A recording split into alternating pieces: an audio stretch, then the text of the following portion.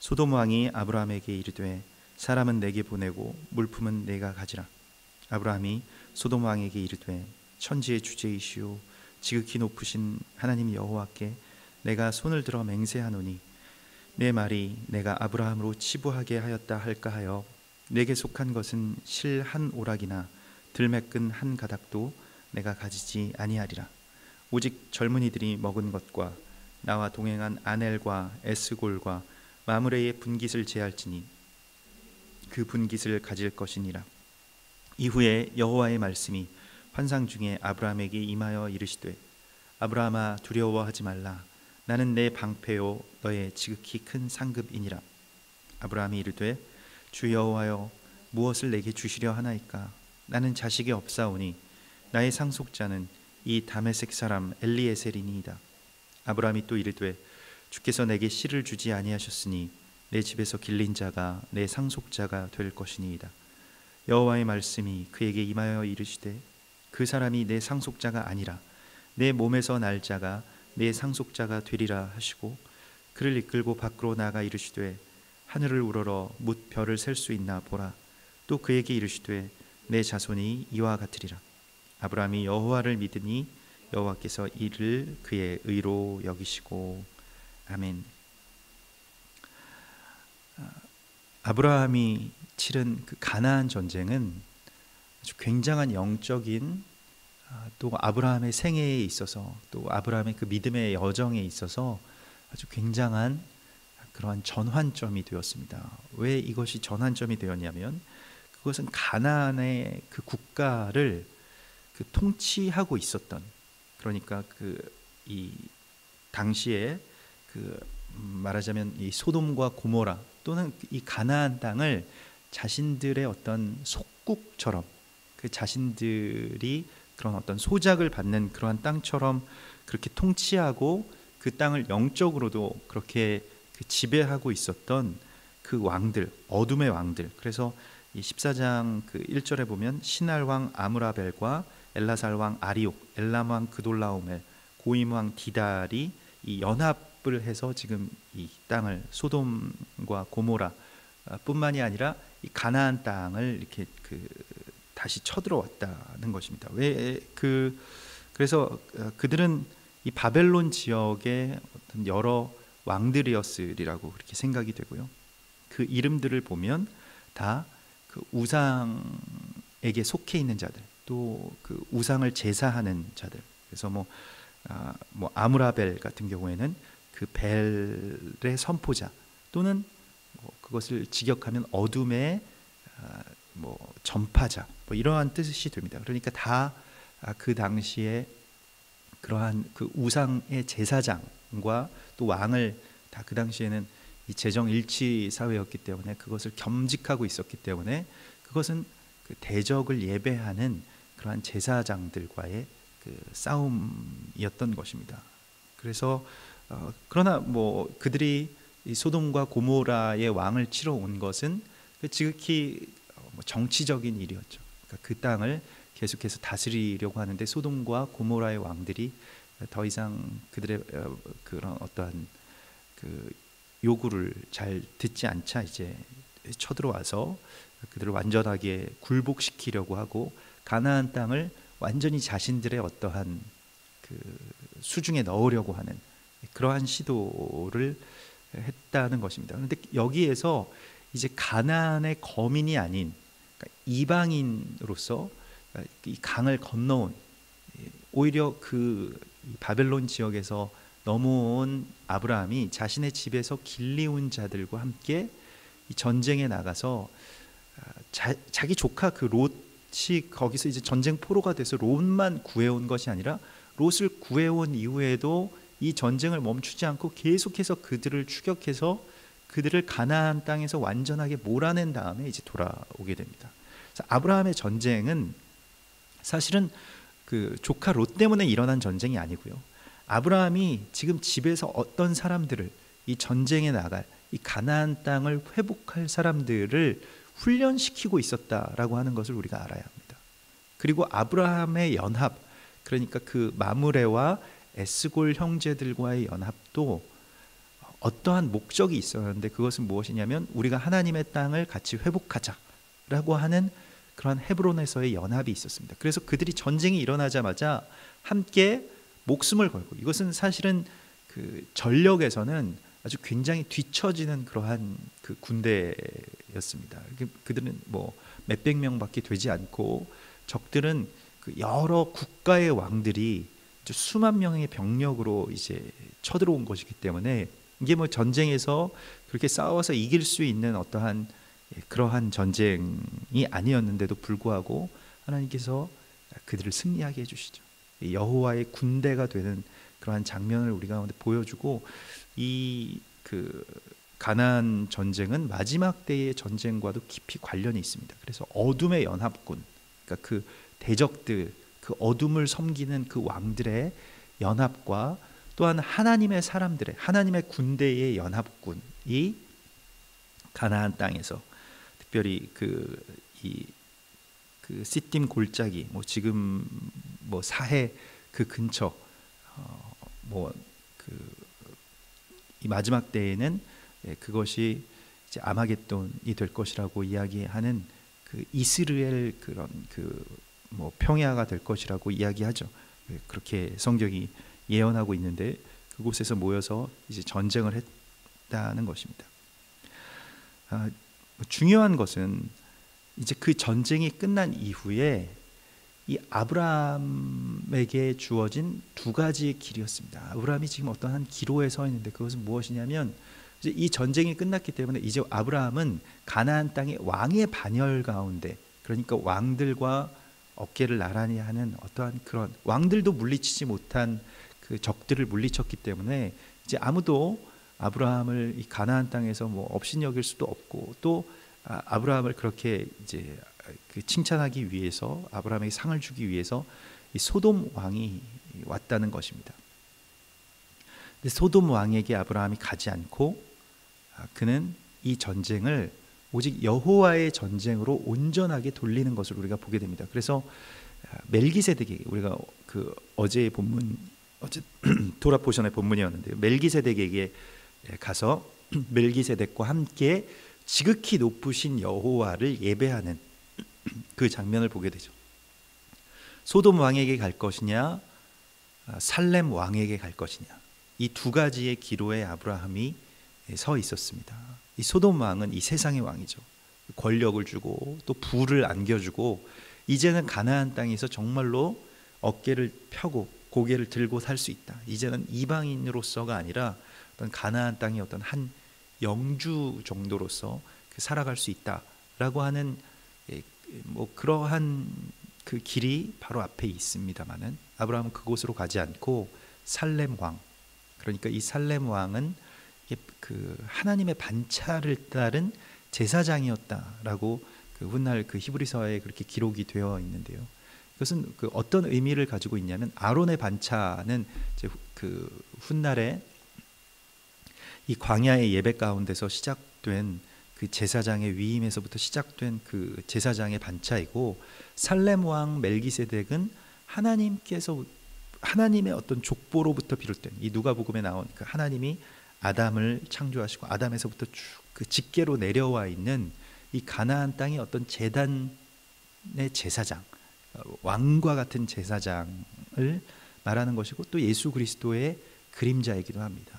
예수 그리스도의 모형이기도 한데, 이 살렘 왕과 함께, 살렘 왕은 포도주와 그 떡을 가지고 같이 예배를 드렸는데, 아브라함이 자신의 소유의 11조를 그 살렘 왕에게 바치는 것을 보게 됩니다. 전적인 예배, 내가 그 당신과 함께 이 전적인 예배, 그러니까 그 예수 그리스도의 그 모형을 아브라함이 그곳에서 믿음의 눈으로 발견한 것이죠. 그 예배를 마치고 그 돌아왔을 때 다시 소돔 왕이 재차 이제 그에게 사람을 보내어서, 이 마지막 지점에서 사단은 항상 그 물을 흐리려고 하죠. 그래서 갈라디아서에서 그 갈라디아 교인들에게 보낸 이 바울의 편지에서는, 너희가 이같이 어리석으냐, 성령으로 시작했다가 이제는 육체로 마치겠느냐라고 책망을 합니다. 하나님의 은혜로 시작되었고 하나님의 부르심으로 시작된 이 길, 그리고 은혜로 말미암아서 승리한 이 승리의 끝에 항상 어떤 물질적인 것이든 아니면 어떤 이 세상의 그러한 이생의 자랑이든, 그래서 육신의 정욕, 안목의 정욕, 이생의 자랑, 이러한 것들을 대적들이 선물로 가지라고 이야기합니다. 너는 이렇게 고생을 했으니까 거기에 마땅한 어떤 대가를 받아도 된다라고 그렇게 이야기하죠. 이 소돔 왕이 아브라함에게 사람은 내게 보내고 물품은, 그러니까 이것에 대한 전리품을 다 네가 가지라고 이야기합니다. 그런데 아브라함이 여기서 자신의 믿음을 고백합니다. 아브라함이 소돔 왕에게 이르되 천지의 주제이시오 지극히 높으신 하나님 여호와께 내가 손을 들어서 맹세한다. 근데 이 말은, 아브라함이 지금 소돔 왕에게 선포하는 이 말은 멜기세덱이 아브라함과 함께 아브라함에게 와서 축복하고 하나님을 찬양한 그 찬송의 말을 그대로 따라합니다. 그러니까 대적을 물리치는 것, 이 대적과의 싸움에서 이기는 방법을 아브라함이 알고 있는 것이죠. 예수님께서도 오직 말씀으로만 대적들과 상대하셨습니다. 그래서 소돔 왕을 상대할 때 아브라함이 어떤 자기의 생각으로 이야기하지 않고 멜기세덱의 언어로 그에게 대답하는 것을 보게 됩니다. 그래서 이 22절과 19절은 그대로 똑같은 그러한 문장이 나오죠. 천지의 주제이시오 지극히 높으신 하나님 여호와. 이 천지의 주제이시라고 하는 말이 뭐 소돔 왕에게 그렇게 들렸을지는 모르겠습니다만은 아브라함은 선포하는 것입니다. 이 세상은 소돔 왕, 당신이 왕이지만 당신이 다스리는 것이 아닙니다. 이 천지는, 이 천지를 다스리시는 분은 여호와 하나님이시다 라고 하는 것을 선포하고 있습니다. 이게 대적과의 싸움 가운데서 이기는 법이죠.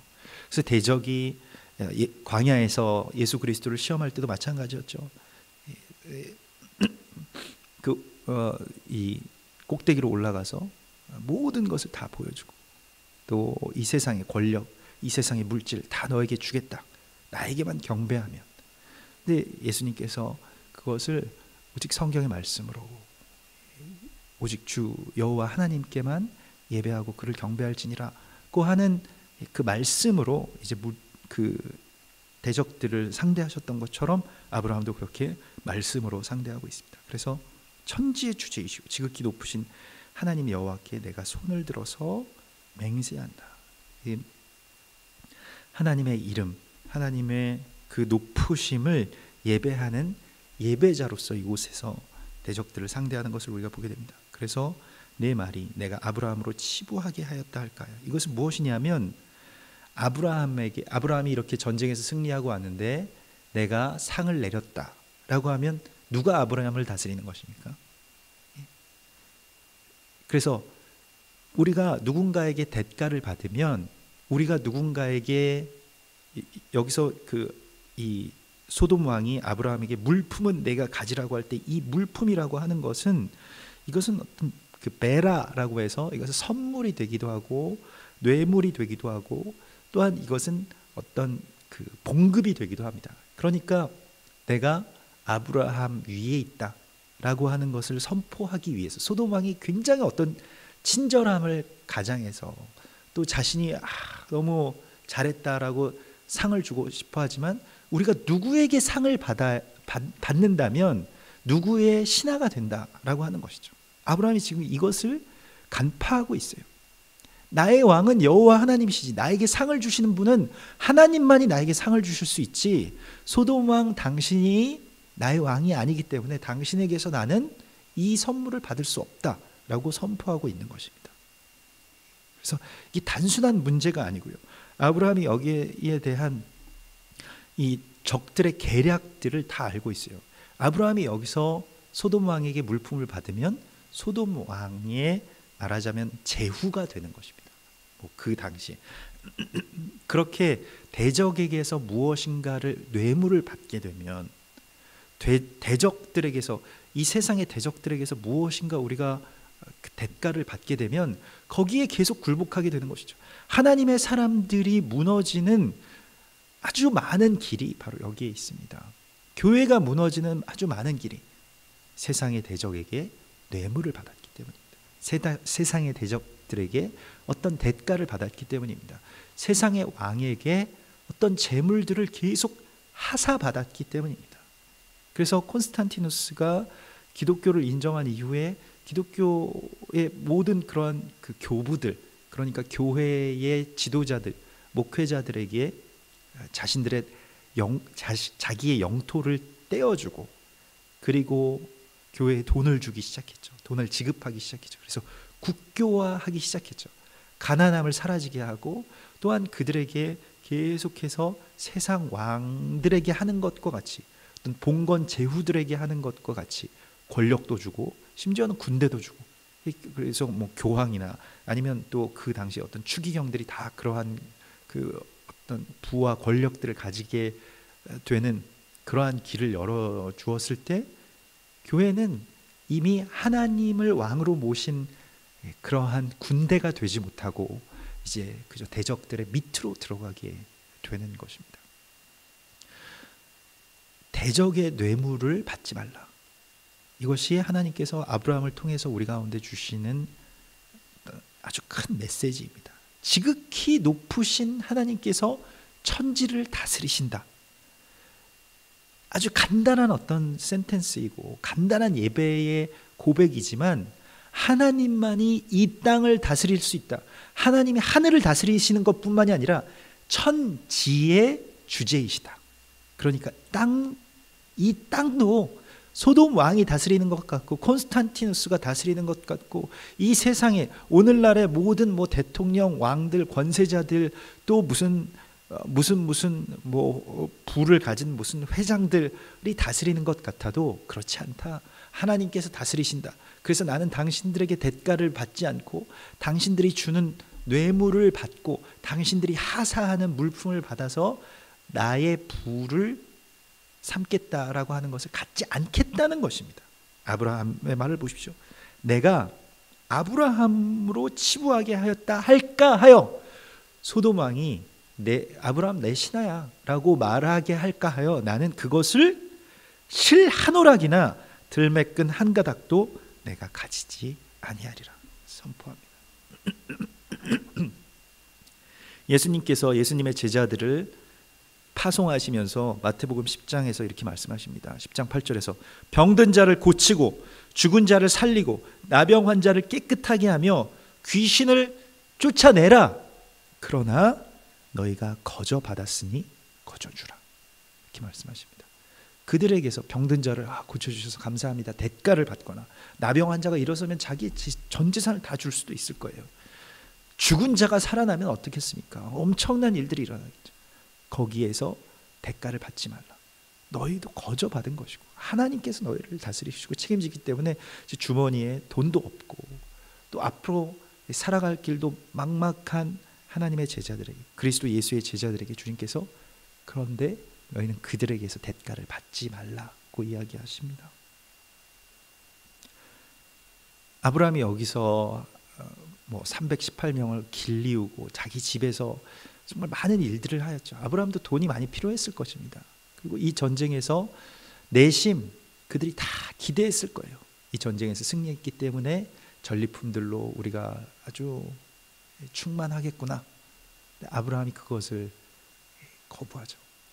그리고 그저 그 땅에서 살아갔고, 그 땅에서 같이 연합했던 그 마므레와 에스골 그들에게만 주십시오. 그들에게만 이 전쟁의 어떤 대가, 분깃을 그렇게 전해 주십시오 라고 그렇게 말합니다. 이 고백을 하고 났을 때 하나님께서 이제 15장에서 아브라함에게 오시죠. 이후에 여호와의 말씀이 환상 중에 아브라함에게 임하셨다. 이것을 우리가 주목해야 되는데요. 오늘 토라 포션의 말씀은 우리가 그 개역 개정의 성경에서는 이것이 이 다른 장으로 나누어져 있기 때문에 이것의 어떤 연결이 되는 그러한 느낌으로 이 말씀을 읽지 못하는데, 토라 포션은 이것을 하나의 포션으로, 하나의 본문으로 묶고 있습니다. 이것이 어떤 한 지혜인데요. 어떻게 연결해서 읽느냐. 이미 이 토라 포션은 그런 연결을 의미하고 있는 것입니다. 그러니까 대적들의 뇌물을 거절해야만 하나님의 말씀을 들을 수 있다는 것입니다. 하나님의 음성이 더 이상 들리지 않아요. 만약에 대적의 이 선물을 아브라함이 받았다면 더 이상 하나님의 음성을 들으면서 믿음의 여정을 지속할 수 없었을 것입니다.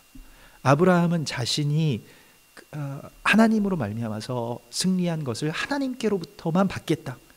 아브라함의 상급은 무엇입니까? 멜기세덱과 함께 예배한 것. 또 아브라함의 상급은 무엇입니까? 여기 보십시오. 아브라함의 상급은 하나님 만난 것입니다. 아브라함의 상급은 여호와 하나님 자체입니다. 그래서 이렇게 말씀하십니다. 나는 너의 방패요 너의 지극히 큰 상급이라. 하나님이 상을 주시는 것을 아브라함이 받게 됐다는 것입니다. 소돔 왕의 상급을 거부해야만 주어지는 하나님의 상급이 있는 것입니다. 아브라함이 이것을 놓치지 않은 것이에요. 오늘날 우리가 정말로 소돔 왕의 상급을 위해서 또 소돔 왕의 상급 때문에 이 땅에서 하나님의 사람들이 얼마나 많이 무너지게 됩니까? 거저받은 것을 거저 줄 수 없는 하나님의 사람들 때문에 하나님의 교회가 얼마나 무너지게 됩니까? 하나님의 음성을 더 이상 들을 수 없는 성령의 사람들이 얼마나 많이 있습니까? 그러나 하나님께서는 아브라함에게 너는 두려워하지 말라. 내가 너의 방패가 되어주겠다. 아브라함이 이제 소돔 왕의 우산을 거부했고요. 소돔 왕의 우산을 거부했다는 것은 무엇입니까? 소돔 왕의 보호를 거부했고 소돔 왕 밑에 들어가기를 거부했기 때문에 이제 대적들이 만약에 이 패퇴한 그 적들, 그 연합한 그 왕들이 다시 쳐들어온다라고 하면 아브라함부터 죽이려고 할 것이에요. 근데 소돔 왕과 이제 뭐 연합을 해서 이제 우리가 함께 지켜나가자 이러한 것이 아니고 아브라함 또 따로 이제 떨어져 버렸기 때문에 아브라함 죽을 수도 있습니다. 큰 두려움이 있을 수도 있죠. 그리고 계속해서 어려운 삶, 연약한 삶을 그렇게 자신이 선택했기 때문에 집에서 318명 같이 먹고 자고 훈련하고 그렇게 생활한다라고 생각해 보십시오. 하나님께서만 먹여주실 수 있는 것이죠. 그래서 그러한 아브라함의 여러 가지 두려움 가운데 하나님께서 말씀하시죠. 아브라함아 두려워하지 말라. 내가 너의 방패가 되어주겠다. 소돔 왕이 너의 방패가 되는 것이 아니고 소돔 왕의 군대가 너를 보호해 주는 것이 아니고 내가 너의 방패가 되어주겠다. 내가 너의 지극히 큰 상급이 되어주겠다 라고 말씀하십니다. 우리가 여호와의 상급, 여호와 하나님이 나의 상급이라고 하는 생각을 잘 갖지 못합니다. 그러니까 하나님이 우리에게 무슨 상급을 주신다라는 생각은 우리가 굉장히 많이 갖죠. 하나님이 내가 이런 주의 일을 열심히 했고 주의 승리를 선포했으니까 하나님이 나에게 상급을 주신다면 이번엔 무슨 상급을 주실까? 뭐 어떤 돈을 주실까? 차를 주실까? 집을 주실까? 뭐 여러 가지 것들을 주실까? 뭐 이런 생각을 하는데 하나님께서 이렇게 말씀하십니다. 내가 너의 상급이다. 얼마나 귀한 상급입니까? 하나님께서 이러한 상급을 주신다라고 그렇게 말씀하셨을 때 아브라함이 이제 하나님께 묻습니다. 주님, 나에게 나는 이제 어떻게 나아가게 됩니까? 나는 이제 더 이상 나아갈 길이 무엇입니까? 내게 무엇을 주시려 하나이까? 하나님께 물어요. 그리고 아브라함이 진짜 상급에 대해서 하나님께 구하고 있는 것을 우리가 보게 됩니다. 아브라함이 자신의 현실이 하나님께서 자신에게 씨를 주시고 자신에게 아들을 주시고 자신의 후손들이 바다의 그런 모래와 같이 하늘의 별과 같이 많게 하시겠다고 하나님께서 언약을 주셨는데 지금 현재는 그러한 언약이 성취되지 못하고 있습니다 라고 하는 것을 하나님께 구하고 있습니다. 그리고 저에게는 그저 이 양아들처럼 그렇게 집에서 길리워진 자, 여기서 다메섹 사람 엘리에셀, 그 다메섹의 그런 어떤 노예였던 그 엘리에셀이 지금 그냥 나의 아들 역할을 하고 있습니다 라고 이렇게 구하고 있습니다. 그래서 아브라함이 내게 하나님께서 씨를 주시지 아니하였는데 내 집에서 길린 자가 내 상속자가 될 것입니다. 여기서 그렇게 고백을 하는데 하나님께서 그 사람은 너의 상속자가 아니다. 내 몸에서 날 자가 내 상속자가 되리라. 이렇게 말씀하시면서 언약을 다시 한번 확실히 선포해 주십니다. 이 언약은 수십 년 전에 아브라함이 하나님의 명령을 받았을 때, 하나님의 사명을 받았을 때 주신 하나님의 언약이었습니다. 모든 사람들이 다 잊을 만한 그러한 시간이 지났지만은 아브라함이 그것을 구하였을 때 하나님께서 그 언약을 확실하게 주십니다. 그리고 하늘의 별처럼 또 그 바다의 모래처럼 너의 후손들이 많을 것이다. 너로 인해서 사람들이 복을 얻을 것이다 라고 하신 하나님의 그 첫 번째의 언약을 다시 확실하게, 그렇게 말하자면 언약의 갱신입니다. 다시 새롭게 해주시는 것입니다. 근데 그때 아브라함이 여호와를 믿으니 여호와께서 이를 그의 의로 여기셨다 라고 말씀하십니다. 아브라함이 이 믿을 수 있는 상황이 아니었고요, 또 믿음이라고 하는 것에 대해서 우리에게 이것을 새롭게 조명하고 있습니다. 이게 이제 그 로마서 1장 17절에 기록된 바 오직 의인은 믿음으로 말미암아 살리라, 그것과 이제 연결되는 이제 말씀이죠. 그런데 여기에서 오직 의인은 믿음으로 말미암아 살리라, 하나님께서 이 아브라함이 하나님을 믿었을 때 하나님이 그것을 의로 여기셨다라고 하는 말씀과 연결되는 이 말씀을 오늘 우리 가운데 주시면서 믿음이 무엇인지에 대해서 우리에게 말씀하고 있습니다. 믿음이 무엇입니까? 아브라함이 여기서 하나님을 믿었다라고 하는 것이 무엇입니까? 그것은 자기가 세상에서 받을 대가를 포기했다는 것이고요, 그것은 믿을 수 있는 중에 또 계산이 되고 믿을만 해서 믿은 것이 아니고요, 불가능한 일들, 또 그러한 속에서 또 외로움과 두려움, 가난함 속에서 하나님을 찾았을 때 하나님께서 주신 그 음성을 그가 끝까지 의지했다는 것을 말합니다. 어찌 보면 아브라함은 많은 대가를 지불했습니다. 그것이 믿음입니다. 아브라함이 마땅히 받을 이 세상의 부와 또한 세상의 명예를 포기했고요, 하나님만을 의지하는 것, 그것을 성경은 믿음이라고 말합니다. 그래서 아브라함이 하나님을 믿었을 때라고 하는 것은 그냥 마음으로 내가 믿었습니다, 머리로 그냥 믿었습니다, 이것이 아니고요, 아브라함의 삶으로 많은 대가들을 다 지불한 그 고백이 바로 믿음이었습니다. 그렇기 때문에 하나님께서 이것을 의로 여기셨다라고 말씀하고 있습니다.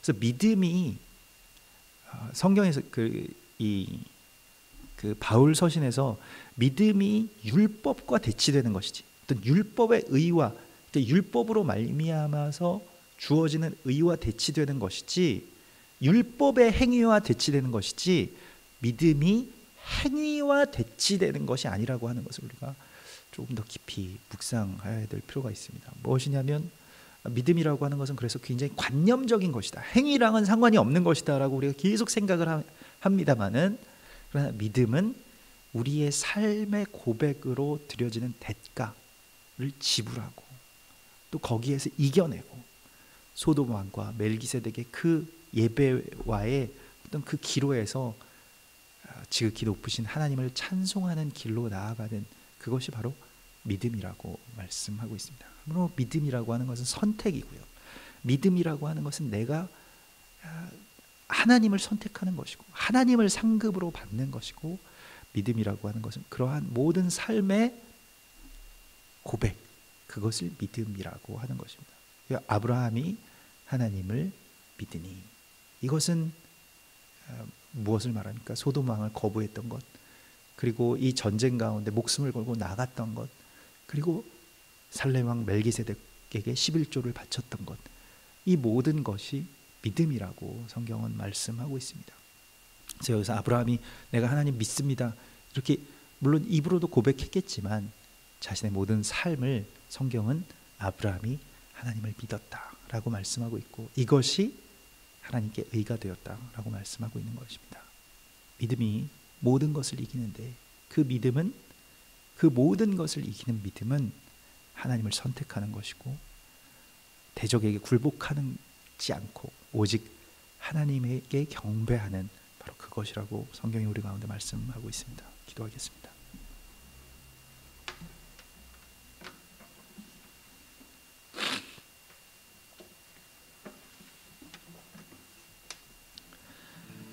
이 시간 같이 주님 주신 말씀 붙드시면서 우리가 참으로 성령으로 시작했다가 육체로 마치지 않게 하여 주시고, 또한 이 아브라함의 길을 오직 지극히 높으신 하나님과 천지의 주제이신 여호와 하나님을 우리가 의지하는 그 믿음의 길을 떠나지 않도록 주님 우리의 마음을 지켜주시옵소서, 생각을 지켜주시옵소서. 우리가 우리의 삶의 상급은 소유에 있지 아니하고 오직 여호와 하나님이 나의 상급이십니다. 우리 그렇게 다시 한번 고백하면서 이 세상을 살아가는 목적이, 이 길을 떠나간 그 목적이 오직 여호와 하나님 한 분뿐이심을